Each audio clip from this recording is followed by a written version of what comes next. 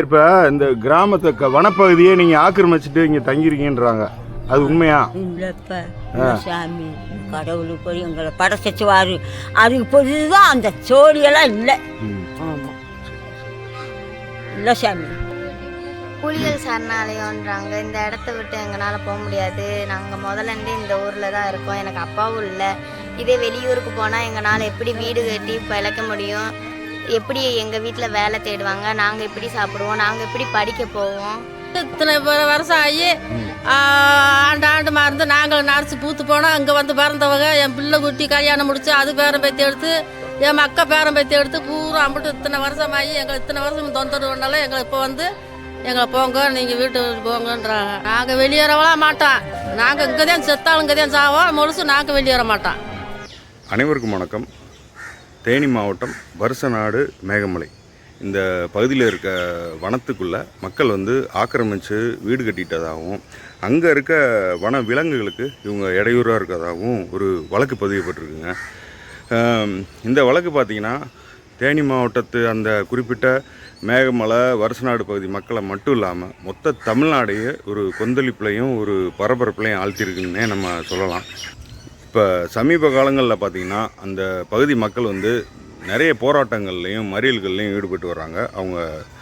ஏன்னா அவங்க வந்து அந்த பகுதியோட பூர்வக்குடிகள், அவங்க சொந்த இடத்த காப்பாற்றிக்கிறதுக்கு அந்த மக்கள் இப்போ சமீப காலமாக ரொம்ப போராட்டங்களில் ஈடுபட்டு வராங்க. அதனால் இன்றைக்கி நம்ம என்ன பண்ண போகிறோம்னா தேனி வருசநாடு பகுதிக்கு பயணிக்க போகிறோம். அங்கே இருக்க ஒரு கிராமத்தில் போய் நம்ம அந்த மக்களை சந்திக்க போகிறோம்.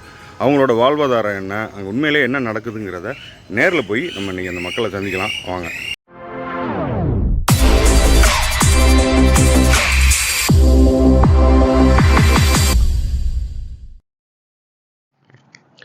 தேனி மாவட்டத்தில் வருசநாடு, மேகமலை, தும்மக்குண்டு பகுதிகளில் 14 பஞ்சாயத்துகள் இருக்குங்க. அதில் 98 கிராமங்கள் இருக்குது. குறைஞ்சபட்சம் 12,000க்கும் மேலே குடும்பங்கள் வாழ்ந்து வரதா சொல்லப்படுதுங்க. இப்போ என்ன பிரச்சனைனா, இந்த பகுதிகளில் பல நூற்றாண்டாக விவசாயம் பண்ணி வாழ்ந்து வர மக்களை வன நிலங்களை ஆக்கிரமிப்பு பண்ணிட்டாங்க. புலிகள் சரணாலயத்தில் வன விலங்குகளுக்கு இடையூறாக இருக்காங்க அப்படின்னு ஒரு பொதுநல வழக்கு ஜான் கென்னடி அப்படிங்கிறவர் போட்டிருக்காப்புலங்க. அதன் தொடர்ச்சியாக உச்சநீதிமன்றத்தோட தீர்ப்பில் இந்த மக்கள் அவங்க கிராமத்திலேருந்து வெளியேற்ற போகிறதாகவும் செய்திகள் பரவிட்டு இருக்கு. இங்கே இருக்க மக்கள் யாரும் நில ஆக்கிரமிப்பாளர்கள் கிடையாது. இவங்க எல்லாருமே பல தலைமுறையாக பல நூற்றாண்டாகவே விவசாயம் பண்ணி வாழ்ந்து வர்ற பூர்வ குடிகள் தான் நிரூபிக்கிறதுக்கு தாங்க இன்னைக்கு நம்ம அந்த கிராமத்துக்கே நேரில் போய் அந்த மக்களை சந்திக்க போகிறோம். நம்ம இன்னைக்கு பயணிக்கிற கிராமம் எங்கன்னா தேனி மாவட்டம் கடமலைக்குண்டு மயிலாடும்பாறை வட்டாரத்துக்குட்பட்ட மேகமலை ஊராட்சியோட விவசாய கிராமமான வண்டியூருக்கு தாங்க. இன்னைக்கு இந்த கிராமத்து மக்களை அவங்க வாழ்ந்து வர கிராமத்துக்கே போய் நம்ம சந்திக்க போகிறோம். அவங்க வீடுகள், விவசாய நிலங்கள், தொன்று தொட்டு அவங்க வணங்கி வரும் தெய்வ வழிபாட்டு கோயிலையும் இந்த காணொலியில் நம்ம பார்க்க போகிறோம். அதனால் தயவு செஞ்சு வீடியோவை ஸ்கிப் பண்ணாமல் கடைசி வரைக்கும் பாருங்கள்.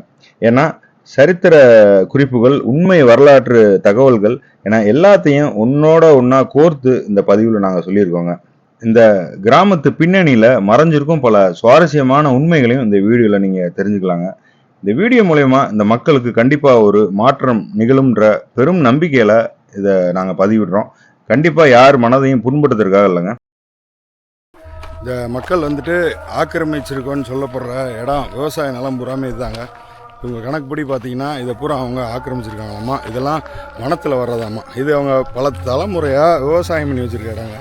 எல்லாமே போட்டிருக்காங்க. இங்கே என்னென்ன விவசாயம் பண்ணி சொல்லுவேன் ஒன்று. இங்கே நாங்கள் பருத்தி போட்டிருக்கிறோம், பீன்ஸு போட்டிருக்கிறோம். முந்தைய காலத்துலலாம் நிறைய விவசாயம் பண்ணோம்.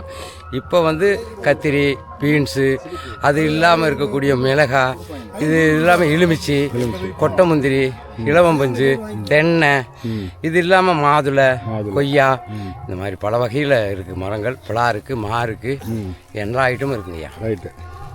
என் பேர் மல்லக்கா. நான் பிறந்ததுலேருந்து இங்கே தான் இருக்கோம். எனக்கு இப்போ 50 வயசு ஆகும். எங்கள் அம்மா அவங்க இங்கே பிறந்து அந்த வண்டியூர்லேருந்து இந்த வண்டியூருக்கு வந்து அவங்க 100 காலம் எங்கள் அம்மாவுக்கு வந்து 90 வயசு நெருக்கி நடக்குது. அப்போ இருந்து இங்கே தான் இருக்காங்க. இந்த ஊர் பேர் என்ன? வண்டியூர். வண்டியூர். இது எந்த இதில் வரும்? அது தும்மக்குண்டு பஞ்சாயத்து. தும்மக்குண்டு பஞ்சாயத்தில் வரும் வண்டியூர். ஆமாம், வண்டியூர். சரி, தும்மக்குண்டு பஞ்சாயத்து வண்டியூர். நாங்கள் வந்து ஆடு மாடெல்லாம் மேய்ப்போம், மலையில தான் மேய்ப்போம். உலக மரம் வருஷத்துக்கு ஒரு வெள்ளாமை தான் எங்களுக்கு. அதில் தான் நாங்கள் இப்போ வாங்கி கடை வாங்கி பிள்ளை குட்டியெல்லாம் கட்டி கொடுத்து நாங்கள் அது பூராமே 1 லட்சம் 2 லட்சம் 5 லட்சம் வரைக்கும் கூட வாங்கி பிள்ளைகளை கட்டி கொடுத்துருக்கோம். கட்டி கொடுத்து அந்த இதை விட்டு விரட்டினா நாங்கள் அந்த கடனமும் அடைக்க முடியாது. எங்களுக்கு வாழுதாரம் பூரா இங்கே தான் இருக்குது. நாங்கள் இந்த பூமியை விட்டுட்டு போயிட்டோமாக்கும் எனக்கு இப்போ கடலை அடைக்க முடியாது. எங்களுக்கு இங்கே தான் இருக்குது, காடு கரையில் இங்கே தான் இருக்குது. நாங்கள் போய் கூலி வேலை செஞ்சு நாங்கள் எப்படி கடை நாங்கள்லாம் அத்தனை 5 லட்சம் கடை நாங்கள் கட்ட முடியாது. இன்னும் பிறக்க குழந்தை எல்லாமே இங்கே தான் வளரணும், இங்கே தான் இருக்கும். எல்லாமே இங்கே வெளியில் வேலைக்கு போனாலும் இங்கே தான் வர முடியும். எங்களுக்கு எங்கேயுமே இடம் வசதி எங்கேயுமே இல்லை, இங்கே தான் இருக்கோம். இங்கே எல்லா பேருமே இங்கே தான் இருக்கோம். இங்கே எனக்கு தெரிஞ்ச அளவுக்கு இங்கிட்ட 18 கிராமம் இந்த மலைக்குள்ளே தான் இருக்குது. எல்லாமே இங்கே தான் இருக்கோம். நாங்களும் வெளியெலாம் போய் கூலி வேலைக்கு போயிட்டு இங்கே தான் வருவோம். இதை விட்டு நாங்கள் வெளியில் போயிட்டோமாங்க நாங்கள் பிழைக்க மாட்டோம். புளி இருக்குது அது இருக்குன்றதெல்லாம் சொல்கிறதெல்லாம் பொய். நாங்கள் வாட்டுக்கு இருக்கோம், எந்த தொந்தரவும் இல்லை. ஆனால் காடு வச்சுருதே ஒரு உழைஞ்ச கூரை மாய விட மாட்டாங்க, ஒரு கிடு கட்ட விட மாட்டேங்கிறாங்க, ஒரு ரோடு ஓட விட மாட்டேங்கிறாங்க, ரொம்ப தொந்தரவு பண்ணுறாங்க. அப்படின்னொன்னே வந்துடுறாங்க, என்ன எவ்வளோ எதுக்கு இப்படி கட்டுறீங்க, எதுக்கு நீங்களே ஊரை விட்டு போகிறீங்க, எதுக்கு நீங்கள் கூரையில் உழைச்சி கட்டுறீங்க, இருக்கிறதுல வாழ்ந்துட்டு போங்க இருக்கும் தொட்டிங்க அப்படின்ட்டே சொல்கிறாங்க.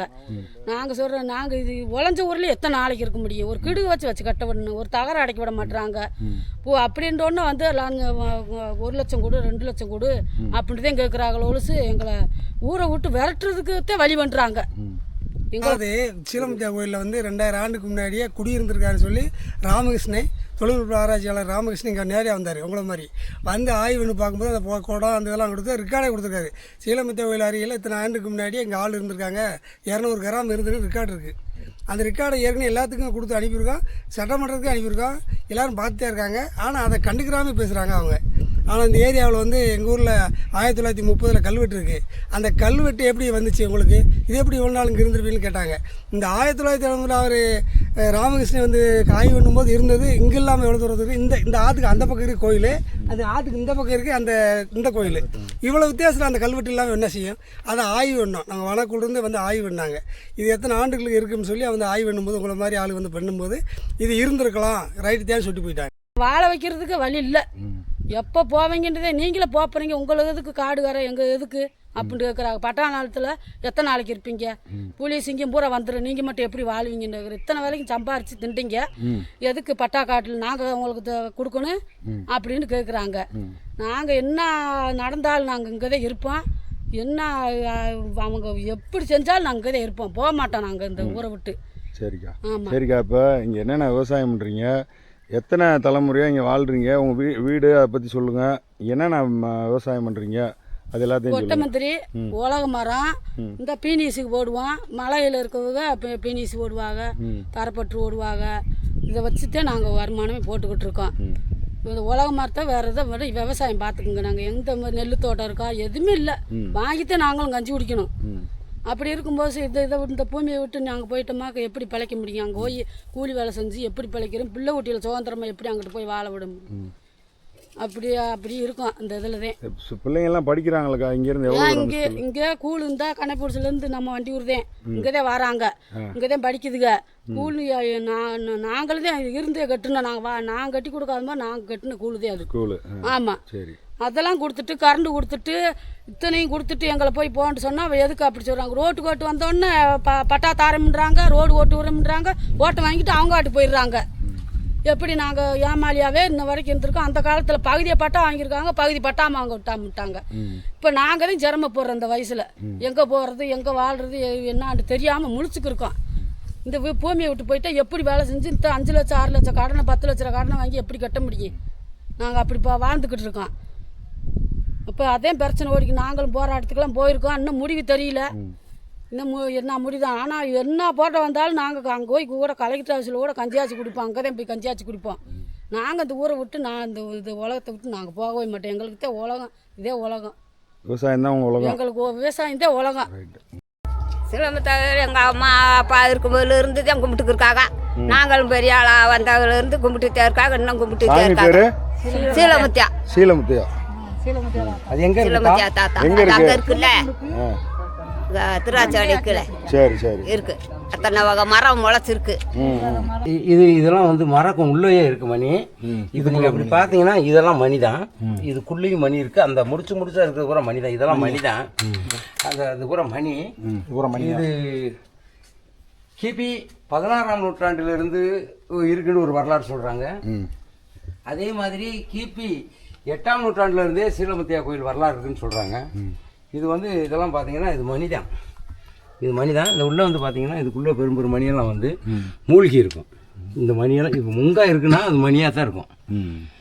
பார்த்தீங்கன்னா அது பூராமே வந்து அவங்க கம்பியில் அந்த காலத்தில் கட்டின கம்பியெல்லாம் வந்து அப்படியே பிடிச்சி மூழ்கி போய் ரவுண்டாலாம் இருக்கும். இதுக்குள்ளே பார்த்தா இருக்கும். அது பூரா தடமாகவே இருக்கும். இதுக்குள்ளே பாருங்கள், இதுக்குள்ளே மூழ்கி இருக்கும்.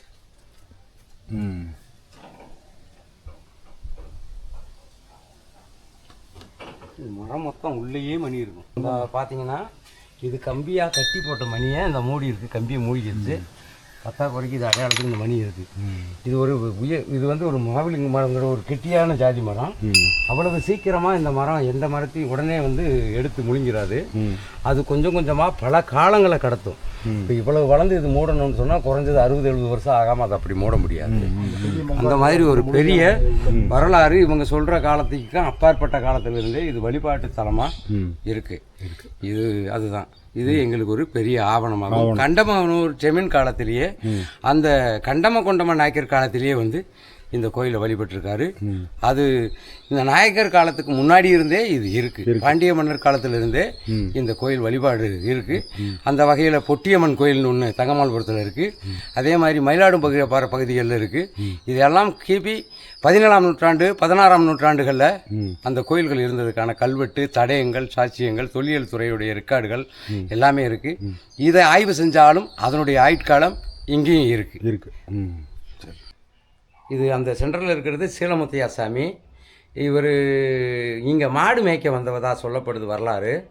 மாடு மேய்க்க வரும்போது தங்கச்சி பொம்மியம்மன் சொல்லிட்டு உள்ள அரசடி பகுதியில் இங்கேருந்து ஒரு 35 கிலோமீட்டர் தள்ளி இருக்காங்க. இவர் வந்து இங்கேயே இருக்கார். அதனால தான் அவர் பக்கத்தில் இருக்கிற அந்த இரு மாடுகளும் அவர் எப்பயுமே மாட்டின் மீது நாட்டு மாட்டினுடைய வரலாற்றை இவர் காலத்திலிருந்து தொழு அமைக்கப்பட்டு இது சீலமுத்தையா கோயில் தொழு வளாகம். அவர் இங்கே தான் குடிகொண்டு வாழ்ந்தாருன்றதுக்கான சான்று இருக்குது. மகாலிங்கம் அவர் மீது பற்று கொண்டதுனால அவருடைய சிலையும் இங்கே வைக்கப்பட்டு அவங்க வரும் வழிபாடு இருக்குது. சதுரகிரி மகாலிங்கம் கோயில் இருக்கு, சுந்தர மகாலிங்கம். அதுவும் இதுவும் பக்கத்து ஏரியா தான். அந்த கிழக்கு பக்கமால தான் அவருக்கும் தொடர்பு இருந்திருக்கு. அங்கே போயிருக்காரு. அந்த பகுதியில் தொழு அமைச்சு இருந்திருக்காரு. இங்கே வந்து அந்த அரசடி பகுதியில் போய் தொழு அமைச்சிருக்காரு. வலசத்தொழுன்ற ஏரியாவில் தொழு அமைச்சிருக்காரு. கோம்பை தொழு என்பது தொழு அமைச்சிருக்காங்க. இந்த தொழுவெல்லாம் வரலாற்று சின்னங்களாக இருக்கக்கூடிய சீலமுத்தையா என்கின்றவர் தான் இவங்க வந்து இங்கே மாடு மேய்ச்சதுக்கான வரலாறு. பாண்டிய மன்னர் காலத்திலேயே வந்தவங்க இவங்க. எங்கள் ஊர் வண்டியூர். என் பேர் ஆணிச்சியம்மா. எங்கள் அம்மா பேர் பேச்சியம்மா. எங்கள் ஐயா பேர் ஈர்லாண்டி. இங்கே தான் பிறந்தோம். இங்கே தான் என் மகனு பொண்ணு கட்டி இங்கே தான் வாழ்ந்துருக்கோம்.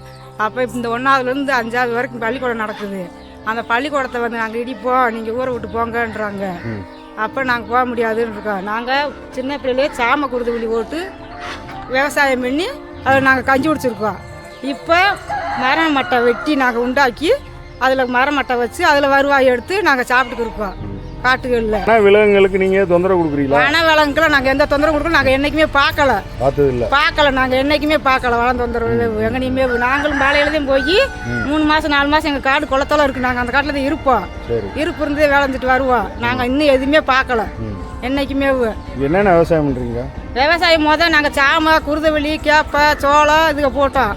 இப்போ இந்த பீனிஸு காய்கறி சோரக்காய், பூசணிக்காய், உலக மரம், பஞ்சு, முந்திரி இது எடுத்துக்கிட்டு நாங்கள் வாட்டுக்கு இருக்கோம். இருக்கவங்களத்தை இப்போ வந்து தொந்தரவு பண்ணுறாங்க. பள்ளிக்கூடத்தை இடிப்பம் பண்ணுறாங்க, அடப்பம் பண்ணுறாங்க. நாங்கள் விட மாட்டோம்னு சொல்லியிருக்கோம். என் பேர் சசியா. நான் இந்த ஸ்கூலில் தான் 5ஆவது அளவு படித்தேன். உங்கள் ஊர் பேர்? என் ஊர் பேர் வண்டியூர். எங்கள் அம்மா பேர் சத்யா. நான் இங்கே தான் இருக்கேன். அப்புறம் வந்துட்டு தும்மக்கொண்டில் இப்போ படிச்சுக்கிருக்கேன். எனக்கு இவ்வளோ நாளாக 8ஆவது படிக்கிறேன். இவ்வளோ நாளாக ஊரை விட்டு அனுப்புகிற பிரச்சனை எனக்கு தெரியாது. இப்போ தான் தெரியும். புலிகள் சரணாலயம்ன்றாங்க. இந்த இடத்த விட்டு எங்களால் போக முடியாது. நாங்கள் முதலேருந்தே இந்த ஊரில் தான் இருக்கோம். எனக்கு அப்பாவும் இல்லை. இதே வெளியூருக்கு போனால் எங்களால் எப்படி வீடு கட்டி பிழைக்க முடியும்? எப்படி எங்கள் வீட்டில் வேலை தேடுவாங்க? நாங்கள் எப்படி சாப்பிடுவோம்? நாங்கள் எப்படி படிக்க போவோம்? அதனால் இந்த ஊரை விட்டு நாங்கள் போக மாட்டோம். ஆமாம், நல்லா இருக்கீங்களா? நல்லா இருக்கீங்களா? உங்கள் பேர் என்ன பாட்டி? என் பேரா? ம். பேர் பாக்கியலட்சுமி. சரி பாட்டி. எத்தனை வருஷமா இங்கே இருக்கீங்க? என்ன பண்ணுறீங்க? இங்கேயா? ம். நாங்கள் 80க்கு கூடும். 80 கூடும். அப்போ இருந்து விவசாயம் பண்ணிட்டு இருக்கீங்க? ஆமாம். சரி சரி. அப்போ இருந்து விவசாயம் தான். ம். புல் வெட்ட தானியத்தை போகிறோம், ம். பறிச்சுக்கிட்டோம். ம். அப்பா அம்மா இறந்து போனாங்க. சரிம்மா. சரி, இப்போ இந்த கிராமத்தை வனப்பகுதியை நீங்கள் ஆக்கிரமிச்சுட்டு இங்கே தங்கியிருக்கீங்கன்றாங்க, அது உண்மையா? இல்லைப்ப சாமி கடவுளுக்கு போய் எங்களை படைச்சிச்சுவாரு. அதுக்கு பொதுதான் அந்த சோழியெல்லாம் இல்லை. ஆமாம் பாட்டி இல்லை சாமி. இப்போ வந்து நீங்கள் ஃபஸ்ட்டு உங்கள் காலத்தில் என்ன விதைச்சிங்க? தென்னை, சாமை, சோளம், பழம் எல்லாமே விதைச்சோம். பயிர் வகையில் என்னெல்லாம் பயிர் தட்டாம்பயிர். தட்டாம்பயிர் விதைச்சோம். தட்டாம்பயிர் தான் மிச்சம் விதைப்போம். ஆமாம். வேறு பயிர்க பயிர் மொச்சப்பயிறு, தட்டாம்பயிறு, ஆமாம், பாசிப்பயிறு. பாசிப்பயிர், சரி. உளுந்தம்பயிர் இவங்களை விதைச்சி எங்கள் வாட்டில் பாசிக்கணும். எவ்வளவு சம்பளம் கொடுப்பாங்க உங்களுக்கு? அப்பெல்லாம் எவ்வளோ? 1 ரூபா. பொம்பளைக்கு 10 ஆம்பளைக்கு 1 ரூபா. சரி. நீ வேலைக்கு போகும்போது உங்கள் அப்பா அம்மா இருந்தாங்களா? ஆஹா. சின்ன பிள்ளைய விட்டு இறந்துட்டாங்களோ? ஆமாம். அவங்க அப்பா அம்மா இருக்கும்போது நீங்கள் இங்கே இருக்கும்போது உங்கள் அப்பா அம்மாவுக்கு எம்பிட்டு வயசு இருக்கும்? அது 80-90 வயசுக்கு மேலே தான் இருக்கும். 90 வயசுக்கு மேலே. அவங்களே? ஆமாம், அவங்களே 90 வயசுக்கு மேலே தான் இருக்கும். அப்படிங்களா? ஆமாம். சரி. அதே மாதிரி இப்போ நம்மளை வந்து இங்கே நீங்கள் தான் வந்து இப்போ ஒரு 10-20 வருஷத்துக்கு முன்னாடி தான் வந்து இந்த காட்டில் குடியேறினீங்க, 30 வருஷத்துக்கு முன்னாடி வந்தீங்கன்னு இந்த அரசாங்கம் நம்மளை பார்த்து கேட்குறாங்க. ஆஹா, அதெல்லாம் கொள்ள நாங்களும் இப்போ நாங்களும் விட்டு போனோம். ஆமாம், இங்கே தான் இருக்கீங்க. இங்கே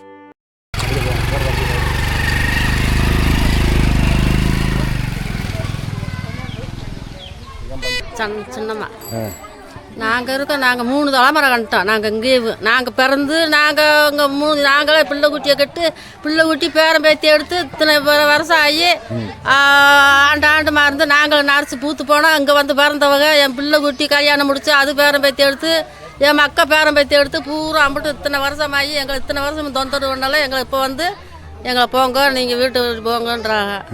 இப்போ நாங்கள் அப்போ வந்து கிளம்புங்கன்னாங்களா உங்களை? இப்போ இங்கேருந்து கிளம்புங்கன்னு சொல்லல, பள்ளிக்கூடம் அடிக்க போகிறோம்ட்டாங்க. பால் வாடி அடிக்க போகிறோம், பள்ளிக்கூடம் அடிக்க போகிறோம், காரணம் பார்க்க வந்தவங்க தான் சொன்னாங்க. நாங்கள் வெளியேறவளா மாட்டோம். நாங்கள் இங்கே தான் செத்தாலும் இங்கே தான் சாவோம், முழுசு நாங்கள் வெளியேற மாட்டோம். இவ்வளோ நேரம் இந்த கிராமத்து மக்களோட வரலாறையும் வாழ்க்கை முறையையும் அப்புறம் தற்போதைய சூழலையும் நம்ம கேட்டு தெரிஞ்சுக்கிட்டோங்க. இனி அடுத்து நம்ம பயணிக்கிறது இங்கேருந்து கொஞ்ச தூரத்திலே தும்மக்குண்டு கிராமத்தில் வன உரிமை குழு தோழர்கள் இருக்காங்க.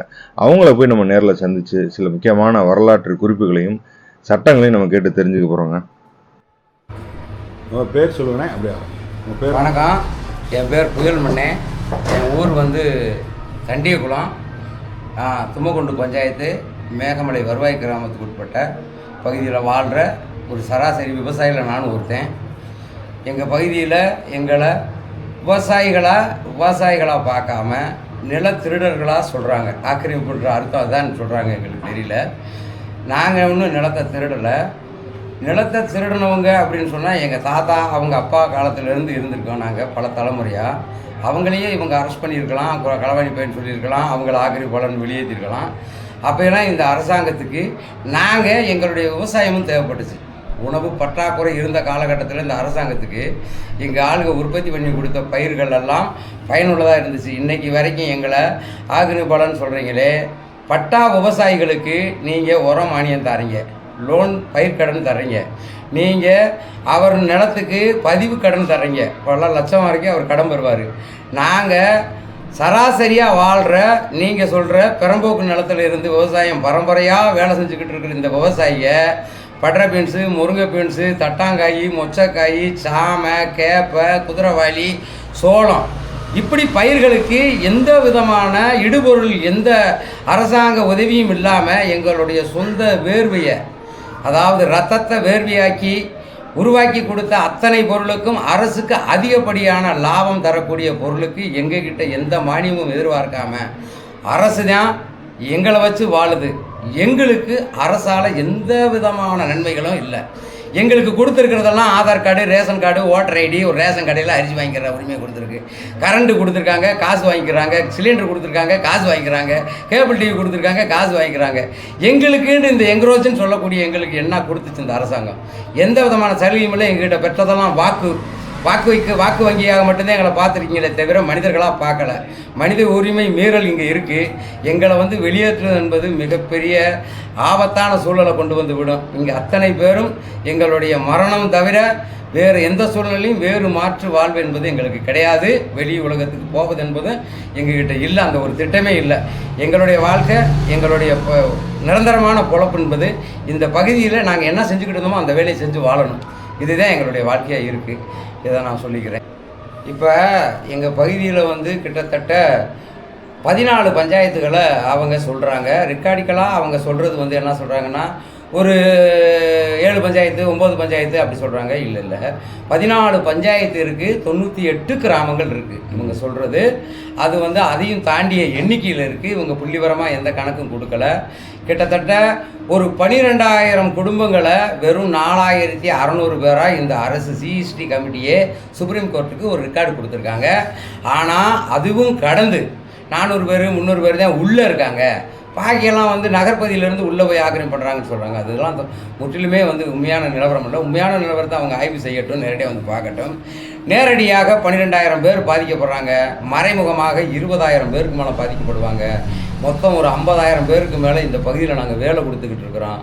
பஞ்சு கடைசலா, கொட்டமுந்திரி உடச்சி எடுத்து போகிறதா, மற்ற விஷயங்களில் பால் உற்பத்தியா, பயிர் உற்பத்தியா, அப்படி அது ஏற்றுமதியா, இறக்குமதியா, வண்டி வாடகையா, கிட்டத்தட்ட ஒரு 50,000 குடும்பங்களை நேரடியாகவும் மறைமுகமாகவும் வாழ்க்கையில் பாதிப்பு ஏற்படும் என்பதும் உண்மை. இந்த சம்பவத்தை மறக்க முடியாது, மாற்றவும் முடியாது. இவங்க இந்த புள்ளிவிவர கணக்கை என்றைக்குமே அரசாங்கம் நேரடியாக சொல்ல மாட்டாங்க. பாதிப்புகள் பெருசாக வந்துடும், அங்கே பிரச்சனை வந்துடுறதுக்காக மறைக்கிறாங்களே தவிர உண்மையான விவரம் பார்த்திங்கன்னா 14 பஞ்சாயத்தை கேட்டால் பட்டியலே சொல்ல முடியும் என்னால் வாயிலேயும்.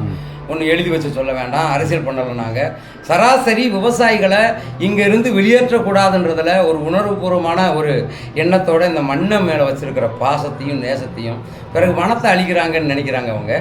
வனங்களில் இருக்கிற இதுவரைக்கும் வந்த ஃபாரஸ்ட்காரங்க யாராச்சும் வனங்களில் இருக்கிற விலங்குகளுக்கு நீர்நிலைகளை பற்றி தேக்கி வைக்கிறதுக்கோ அல்லதுக்கான வேலையோ செஞ்சுருக்காங்களான்னு கேட்டால் இல்லை. சரி, அதே மாதிரி தேவையற்ற முள் செடிகளை வளர்ந்ததுனால அங்கே இருக்கிற வனவிலங்குகளுக்கு எந்த விதமான உணவும் இல்லை. சரி, என்ன பல வகை மரங்கள் இங்கே இருக்குது குரங்கு மற்ற அணில்கள் சாப்பிட்றதுக்கு கேட்டால் இல்லை.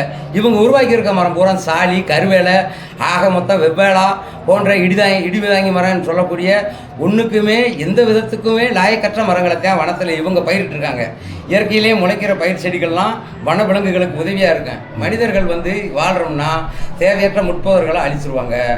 அதனால் விவசாயம் பண்ணிக்கிட்டேவும் வனங்களையும் பாதுகாக்கிறது நாங்கள் தான். வனத்துக்குள்ளே போகும்போது ஒரு தேவையில்லாமல் இருக்கும். ஒரு சூரம்போதல் ஒரு முள்ளு கொடி இருக்குது. அந்த கொடி படர்ந்துருந்தால் அந்த பகுதியில் புல்லே முளைக்காது. அது காட்டு மாட்டுக்கோ மானுக்கோ உணவாக விடாது. நாங்கள் போனால் அது இடத்துல இருந்தால் வெட்டி விட்டு போனால் அது செத்துரும். அது வனமாகவே இருக்கும். மரங்களை வெட்டா போகிறது இல்லை. இயற்கைக்கு தேவையானது எது, தேவையற்றது எதுன்னு கண்டு இந்த பகுதியில் வாழ்கிற நமக்கு தெரியும். ஒரு புல்லு மேட்டில் போய் மாடு மேய்ஞ்சிக்கிட்டு அங்கே சாணி போட்டு வந்தால் தான் புல்லும் அந்த பகுதி நல்லா தான் இருக்கும். மாட்டையே உள்ளே போகக்கூடாதுன்னு சொல்கிறாங்க. ஆடு மாடெல்லாம் உள்ளே போகக்கூடாதுன்னு சொல்கிறாங்கல்ல. ஆடு மாடெல்லாம் உள்ளே போனால் அது பயங்கரமான உரம். நிறைய அறிவில் வச்சு நீங்கள் செக்கப் கூட பண்ணி பாருங்கள். நீங்கள் கொடுக்குற ரசாயன உரத்தை விட ஆட்டெருவு போட்டோ அல்லது மாட்டெருவு பொடி பண்ணி போட்டோ அன்றைக்கி வந்த வெள்ளாமல் நீங்கள் கொடுக்குற ரசாயன உரத்தில் என்ன வந்திருக்கு? நோய் தான் வந்திருக்கு. அந்த செடிக்கு வைரஸ் வந்து செடியை பிடுங்கி எரிஞ்சிருக்கிறான். அதனால் ஆடு மாடுகள் வனத்துக்குள்ளே மேய்கிறதுக்கு உள்ளே போகிறதுக்கு வாரதுக்கும் தேவையற்ற கருவலை முள்ளு செடிகளை காலி பண்ணிட்டு நல்ல மரங்களை வச்சு மனிதர்களுக்கும் விலங்குகளுக்கும் பயனுள்ளதை வச்சா விலங்குக்கும் எங்களுக்கும் எந்த பகையும் இல்லை. நாங்களாம் உறவுக்காரங்களாகவே வாழ்ந்துருவோம். அவங்க பேர் என்ன? என் பேர் சின்னசாமி. ஊர் காந்தி கிராமம், தும்மக்குண்டு பஞ்சாயத்து, மேகமலை கிராமம், தேனி மாவட்டம். இப்போ என்ன விஷயம் பண்ணால், இப்போ அந்த 2006 வன உரிமை சட்டத்துக்குள்ளே இப்போ நாங்கள் இருக்கோம். அப்போ வனத்துறை என்ன சொல்லுதுன்னா, 2006 சட்டத்துக்குள்ளே நீங்கள் வரமாட்டீங்க அப்படின்னு சொல்லி அவங்க ஒரு மக்களை வந்து ஒரு பயமுறுத்துறது ஒரு சூழ்நிலை கொண்டு போய் விடுறாங்க. ஏன் நாங்கள் 2006 வன உரிமை சட்டத்துக்குள்ளே வாரம் வளைக்கலன்றது முடிவு பண்ணுறது ஃபாரஸ்ட் துறை இல்லை. இது வந்து ஒவ்வொரு கமிட்டியாக போகும். எஸ்டிஎல்சி கமிட்டி போகும், அடுத்து மாவட்ட கமிட்டி போகும், அடுத்து மாநில கமிட்டி போகும், அதுக்கப்புறம் நீதிமன்றம் போகும். இதெல்லாம் போனதுக்கப்புறம் தான் நீங்கள் அங்கே இருக்கிறதுக்கு அதிகாரம் இல்லை என்பதை வனத்துறை சொல்லணும். இந்த மக்களுக்கு ஒரு அச்சுறுத்தலை கொடுக்கணும். எதுவுமே செய்யாமல் இன்றைக்கி வந்தது ஒரு நோட்டீஸை கொடுத்து நீங்கள் வந்து ஆக்கிரமிப்பாளர் உங்களுக்கு வந்து நீங்கள் உங்கள் வீட்டில் வந்து ஒரு கவர்மெண்ட் ஸ்டாஃப் இருக்காங்க, அந்த கவர்மெண்ட் ஸ்டாஃப் இருக்கிறதுனால உங்களுடைய வாழ்வாதாரத்தையும் பொருளாதாரத்தையும் இங்கே என்னென்ன இருக்குது அதை பூராமே அப்புறப்படுத்தணும் அப்படின்ற ஒரு நோக்கத்தில் அவங்க வந்து செஞ்சுக்கிறாங்க. இப்போ எங்கள் வீட்டில் 4 பேர் இருக்காங்கன்னா எங்கள் அண்ணனோ தம்பியோ ஒரு கவர்மெண்ட் ஸ்டாஃபாக இருக்காங்க. அப்புறம் அவர் பேரில் அவர் நிலம் வச்சுருந்தா அவரை கூட ஒரு நிலத்திலிருந்து வெளியேற்றுறதுல ஒரு நியாயம் இருக்குது. எதுவுமே இல்லாமல் நீ கூட பிறந்த அதனால நீயும் போண்டா, இது எந்த இதில் சாத்தியப்படும் அப்படின்றத கொஞ்சம் சொல்கிறோம். அதுக்கு மேலே அடிப்படை வசதிகள்ன்றது வந்து கிட்டத்தட்ட இந்த 15 வருஷம் 20 வருஷத்துக்கு முன்னாடி எந்த ஒரு குறையும் இல்லை, ஓரளவுக்கு நியாயமாக தான் முடிக்கிருந்துச்சு. அதுக்கப்புறம் வந்து அதிகாரிகள் ஒவ்வொரு ஆளுகளும் ஒவ்வொரு திட்டத்தை போட்டு இந்த மக்களை வந்து அவளுக்கு ஒரு பலிகடை ஆக்கணுன்ற ஒரு சூழலை வச்சுக்கிட்டு ஒவ்வொரு விஷயத்துலையும் ஒரு பொய் வழக்கு உள்ளே போடுறது, அந்த பொய் வழக்கை போட்டுவிட்டு அந்த வழக்கை சமாளிக்க மாட்டா, அப்புறம் நாங்களே வாங்க கூப்பிட்டு போய் உங்களுக்கு பயனை கட்டி முடிச்சு விட்றோம்னு சொல்லி மக்களை ஏமாற்றி கூப்பிட்டு போகிறது, இப்படி வேலையெல்லாம் வனத்துறை நடத்துச்சு இன்ன வரைக்கும். இப்போ அதையும் தாண்டி உச்சநீதிமன்றம் போய் உங்களை பூரா அப்புறப்படுத்தினேன், 118 அரசு ஊழியர்களும் 114 அரசு கட்டடங்களை இடிக்கணும், 4601 நபர் நீங்கள் ஆக்கிரமிப்பாளர்கள் அப்படின்னு சொல்லி ஒரு லிஸ்ட்டை கொண்டு வந்துருக்காங்க. இந்த இது வந்து நாங்கள் வந்து 2006 வன உரிமை சட்டப்படி வரது வச்சு அந்த ஆக்கிரமிப்பாளர் லிஸ்ட்டில் நாங்கள் வரவே மாட்டோம். எங்களை முழுமையாக விசாரணை பண்ணி முடிச்சு அதுக்கப்புறம் முழுமையாக தேர்வு வர்றது வரைக்கும் எங்களை ஆக்கிரமிப்பாளர் வார்த்தையை இந்த வனத்துறையோ அல்லது அந்த அரசு அதிகாரிகளோ நீதிமன்றமோ எதுவுமே அந்த உத்தரவை எங்கள் பேரில் வைக்கக்கூடாது, அவ்வளோதான். கவர்மெண்ட் என்ன நினைக்கிறாங்கன்னா முழுமையான ஆக்கிரமிப்பாளர்னு சொல்லிட்டு எங்களை சொல்லியிருக்காங்க. எங்கள் கொள்ளு தாத்தா காலத்திலேருந்து நாங்கள் இங்கே தான் இருக்கோம், எப்போ வந்தாருன்னு அவரும் இங்கே இருக்க முடியாது, அது காலங்கள் கடந்து போச்சு. சரி, இந்த 2006 வன உரிமை சட்டம் பிராரம்பாச்சு, இங்கே அந்த நம்ம தங்குறதுக்கான வசதிகளும் வாய்ப்புகள் இருக்குது அப்படின்னு ஒரு காலகட்டம் வந்தப்போ சரி 2006 வன உரிமை சட்ட பிரகாரம் நம்ம இந்த குழுவை அமைச்சு இந்த குழு மூலம் நம்ம இந்த வேலைகளை செய்வோம் அப்படின்னு முயற்சி பண்ணி போய்க்கிருக்கும் போது இப்போ வனத்துறையிலேருந்து என்ன சொல்கிறாங்கன்னா இந்த 2006 வன உரிமை சட்டமே இந்த பகுதி மக்களுக்கு செல்லாது, அது முழுமையாக இவங்களுக்கு பயன்பாடு இல்லாது, இவங்களுக்கு செல்லாதுன்னு சொல்லும்போது ஆதாரம் கேட்குறாங்க. முழுமையான ஆதாரம் எப்படி கேட்குறாங்கன்னா, வந்து 2005 முன்னாடி டிசம்பர் 13க்கு முன்னாடி கிட்டத்தட்ட ஒரு 70 வருஷம் 3 தலைமுறைன்னு சொல்கிறாங்க. அதுக்கு முன்னாடி இருந்தால் மட்டும்தான் உங்களுக்கு செல்லு அந்த ஆதாரம் கொடுக்கணும் அப்படின்றாங்க. அப்படி ஒரு ஆதாரம் கேட்டு நாங்கள் பின்னாடி திரும்பி பார்க்கும்போது பிரிட்டிஷ் காலத்து ஆட்சியாக இருக்குது. அன்னைக்கு வெள்ளைக்காரனுக்கு பயந்து எங்கள் தாத்தா கைரேகை சட்டத்துக்கு ஓடி வந்திருக்காரு, அங்கே சண்டை பிடிச்சி அங்கே இருந்து விரட்டப்பட்டு நாங்கள் இங்கே வந்திருக்குமே தவிர்த்து அந்த காலத்தில் எங்களுக்கு எந்த ஒரு ஆதாரமும் கிடையாது. அப்படி இருக்க காலத்தில் இன்றைக்கி போய் நீங்கள் ஆதாரம் கொடுங்க அப்படின்னு சொல்லும்போது ஒன்று எங்களுக்கு ஆதாரம்டா, எங்கள் தாத்தா எப்போ எலெக்ஷன் இந்தியன் கவர்மெண்ட்டில் எப்போ எலெக்ஷன் நடந்துச்சோ அப்போ ஒரு ஓட்டு போட்டுருப்பார், அந்த ஓட்டு சாப்தாவிலேருந்து பார்த்தா எங்களை ஒரு சந்ததி வரும், அதுலேருந்து வேணால் பிரித்து எடுத்துக்கலாமே தவிர்த்து வேறு எந்த வகையிலே ஆதாரம் இருக்காது. சரி அது ஓட்டுங்க வருவாய் கிராமத்தில் இருக்கும்ல அப்படின்னு கேட்டோம்னா உங்கள் ஊர் இருந்துச்சு தம்பி நீங்கள் இருந்தீங்களா அப்படின்னு கேட்குறேன். இந்த ஊர் இருந்துச்சுட்டாலே அப்போ எங்கள் தாத்தா இங்கே இருந்திருக்காருல்ல, அப்போ ஓட்டு சாப்பிட்டாலும் பாருங்கள் எங்கள் தாத்தா இருந்திருப்பாரு, அப்போ அவருக்கு அடுத்து எங்கள் அப்பா இருந்திருப்பாரு, எங்கள் அப்பாவுக்கு அடுத்து நான் இருக்கேன், இப்போ எனக்கு அடுத்து எங்கள் பையன் இருப்பான். இதுதான் ஆதாரமே தவிர்த்து இதை ஏற்றுக்கிற மாட்டாங்க. சரி இருக்கட்டும், அப்புறம் இங்கே இந்த ஸ்கூல் ஏன் கட்டினீங்க, இந்த பால்வாடி ஏன் கட்டி கொடுத்தீங்க, இந்த ரோடு வசதியை ஏற்படுத்தி கொடுத்தீங்க, ஒரு மண்டபம், இந்த அடிப்படை வசதிகளை பூரா உருவாக்கி கொடுத்தது யார்? இந்த கவர்மெண்ட் தானே. யாருக்கு அப்படி பெட்டி கொடுத்தாங்க? எங்கள் மூதாதையருக்கு கட்டி கொடுத்துருக்கீங்க, அதை நாங்கள் வழிவழியாக பயன்படுத்தி வரோம். இன்றைக்கி வந்து நீங்கள் இருந்ததுக்கான ஆதாரம் மட்டும் கொடுங்க அப்படின்றாங்க. சரி அதுக்கான ஆதாரத்தை தேடி போகும்போது செமினி காலத்திலே நம்ம ஒருத்தருக்கு வேலையாக பண்ணையாளராக வேலை பார்த்துருக்கோம், அவங்ககிட்ட ஒரு மாடு மேய்ச்ச பாசு அவங்க கூட வந்து நம்ம மாடு மேய்ச்சிருக்கோம், மாடு மேய்ச்சதுக்கு சம்பளம் கொடுத்துருப்பாங்களா, அதுக்கான ரசீது இருக்கான்னு கேட்குறாங்க. இதெல்லாம் எந்த வகையில் ஒரு பாமர மக்களை பார்த்து கேட்க வேண்டிய கேள்வியாக இது. இதை பற்றி முழுமையாக ஆராயாமல் தீர்ப்பு சொன்ன நீதிபதியாக இருக்கட்டும், அந்த நீதிபதிக்கு எடுத்து போன சமூக ஆர்வலராக இருக்கட்டும், இவங்க யாருக்குமே சொந்தமாக ஒரு மக்கள் பாதிக்கப்படுறாங்களேன்ற ஒரு சிந்தனை இல்லாமல் புலிகளே இல்லாத காட்டில் புலிகள் வேணும் வாழுதுன்னு சொல்லி எந்த எண்ணத்தில் இந்த செயலை செய்கிறாங்கன்னு தெரியல. நம்ம பக்கத்து கிராமத்தில் இப்போ சுதந்திர தின அன்னைக்கு தீர்மானம் கொண்டு வந்தப்போ மக்கள் கேட்டாங்க, தங்கள் குடும்பத்துக்கு ஒரு புலிக்குட்டி கொடுங்க, நாங்கள் அதை காட்டுக்குள்ளே போடுறதுக்காட்டி நாங்கள் சொகுசாவே வளர்த்து காட்டுறோம் அப்படின்னு கேட்டிருக்காங்க. அது தீர்மானத்தை ஏற்றிருக்காங்க. அந்த அளவுக்கு கடுமையாக நம்மளை வாதாட விட்டுருக்காங்களே தவிர்த்து அடிப்படை உரிமைகளில் தர்றதை இவங்க முழுமையாக மறுக்கிறாங்களே தவிர்த்து இப்போ வர்ற வழி இந்த ரோடு வசதி எல்லாம் கிட்டத்தட்ட 40 வருஷமாக இருந்த ரோட்டை இந்த 10 வருஷ காலமாக விட்டு வெட்டி துண்டிச்சிட்டாங்க. சரி பட்டா இருக்குன்றாங்க, பட்டா இருக்கவங்களுக்காச்சும் அந்த ரோடு அனுமதி இருக்கணும்ல, ஆனால் எல்லாத்துக்குமே தடை செஞ்சுக்கே இதை வராங்களே தவிர்த்து ஒட்டு மொத்தமாக கிட்டத்தட்ட இந்த ஒன்றியத்தவே காலி பண்ணுறதே அவங்களோட இலக்கு. இந்த ஒன்றியத்துக்குள்ளே கிட்டத்தட்ட 12-13 பஞ்சாயத்து இருக்குது, அதில் 13 பஞ்சாயத்துலையுமே இந்த பிரச்சனை இருக்குது. ஒவ்வொரு கிராமமாக பிரித்து பார்க்கும்போது 98 கிராமத்துக்கு மேலே வருது. இந்த கிராம மக்களுக்கு அனைவருக்குமே இந்த பிரச்சனை இருக்குது. சரி நமக்குதான் இந்த பிரச்சனை இருக்குது. இந்த 2006 சட்டத்தில் பாரம்பரியமாக இருக்க வனவாசிகளுக்கு இந்த பிரச்சனைன்னும் போது சரி பழங்குடியினருக்கு என்னடா பிரச்சனைன்னு பார்த்தா அவங்களுக்கு எந்த இடத்துல நிலம் இருக்குன்னே தெரியாமல் அவங்க அந்த மக்களை மட்டும் தனியாக பிரித்து எடுத்து கொடுத்து அவங்களுக்கு ஒரு வன உரிமை குழு எடுத்து அவங்களுக்கு டைட்டில் பட்டா கொடுத்துருக்காங்க. அந்த நிலம் எங்கே இருக்குன்னு கேட்டால் அந்த நிலத்தை காட்டலை. சரி அந்த லிஸ்ட்டில் தான் போட்டுன்னு சொல்லிட்டு இப்போ இந்த 4601 லிஸ்ட் காட்டினதுல பார்த்தா அந்த நொச்சியோடன்னு ஒரு பகுதி இருக்குது. அங்கே ஒரு 20-25 குடும்பம் வாழ்கிறாங்க. அதில் இருக்கவங்களை புறமே ஆக்கிரமிப்பாளர்னு கொடுத்துருக்காங்க பழங்குடியின மக்களையும். இது எந்த ரீசனில் இவங்க இந்த ஆய்வு பண்ணாங்க? அப்போ ஒட்டுமொத்தமாக பழங்குடி மக்கள் ஆதிவாசி மக்கள் உள்ளே இருக்கவங்களையும் சேர்த்து நம்மளதான் பரம்பரை விவசாயின்னு சொல்லிட்டாங்க. ரைட்டு, அவங்க பழங்குடி மக்களாக இருக்காங்களா, பழியர்களாக இருக்காங்களா, எஸ்டி மக்களாக இருக்காங்களா, அவங்களையும் சேர்த்துமே இப்போ வெளியேற்றுறதுக்கான ஆக்கிரமிப்பாளர் லிஸ்ட்டில் இருக்காங்க. அப்போ இது எந்த காரணத்தில் இந்த ஆதாரத்தங்களை உருவாக்குனாங்கன்னு இல்லை. அந்த ஆய்வு பண்ண குழுவும் வந்து நம்மளை பார்க்கலாம், மறைமுகமாக பார்க்காம நேரடியாக பார்க்க வேண்டிய விஷயத்தை செய்யாமல் கொண்டு போய் மலை மேலே நின்று பார்த்துட்டு ஒட்டுமொத்தமாக வனம்னு சொல்லிட்டு போயிருக்காங்களே தவிர்த்து மொத்தமே 160-170 குடும்பத்தை இந்த மக்களத்தை வாழுதுன்னு ஒரு கட்டத்தில் சொல்லியிருக்காங்க. அதுவே உண்மையாக இருந்தாலும் கூட அது எந்த காலகட்டத்தில் எடுத்தாங்கன்னு ஒன்று இருக்குல்ல. அன்னைக்கு ஒரு குடும்பத்தை ஒருத்தர் வந்து கேட்டால் 10 பிள்ளை பெற்றிருக்காரு. எங்கள் அப்பா பேரே பரமே. எங்கள் அப்பா 10வது ஆளாக இருக்க போய் தான் பரமேன்னு பேர் வச்சுருக்காங்க. எனக்கு சித்தப்பா 2 பேர் இருக்காங்க.